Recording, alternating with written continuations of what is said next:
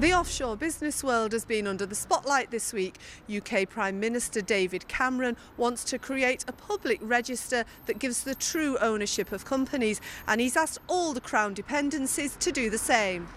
Well, this is a follow-up from the initiative that he started as chair of the G8 last June.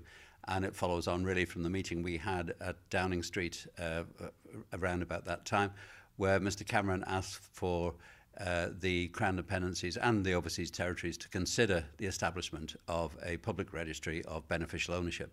At that time, the Isle of Man was very comfortable with that because we are already many, many years ahead of the United Kingdom in terms of access to information, particularly the information requested by law authorities and by tax collections. And we have had a number of requests over the years in relation to that, and every single one has been responded to. So we don't have a problem with that, but we did give a commitment that we would review that situation. Now, the letter that we've had from Mr Cameron really updates the UK's position from 12 months ago, and in effect is asking us to reaffirm our commitment to reviewing our position to move towards a public register of beneficial ownership.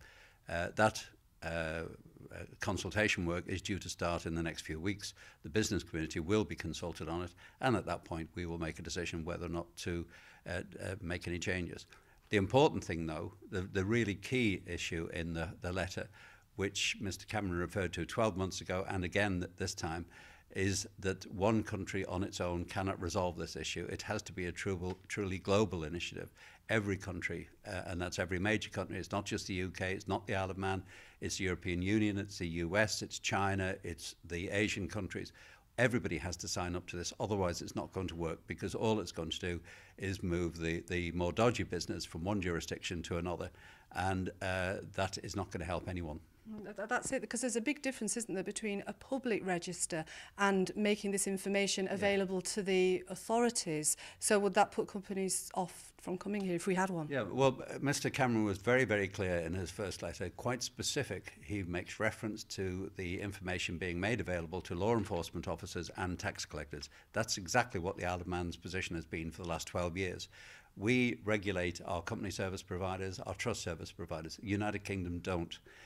But as part of that licensing arrangement on the island, every CSP and TSP has to know the beneficial ownership of every entity they represent.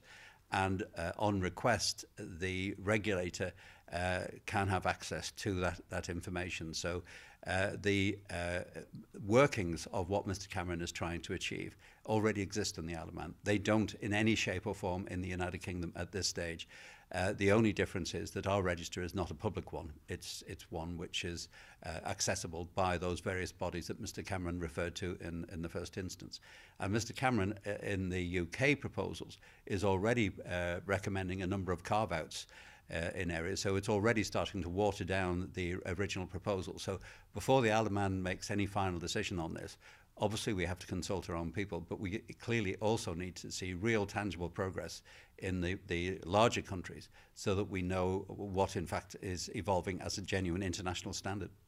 What's been the reaction from our business community since this letter came out? Well, there's been very little response. As I say, it's simply a continuation of where we were 12 months ago. The business community we have already started early consultations with. They have a concern, I think, that the Isle of Man should not go first on this one. We need to see what is happening elsewhere. And, you know, when an article in the Financial Times this week shows that 2 million companies a year are established in the United States alone where they don't have this beneficial ownership knowledge, that really shows the scale of the problem we're up against. So our own business community, I think, recognises the debate which is going on, but wants to see firm developments elsewhere before we move here.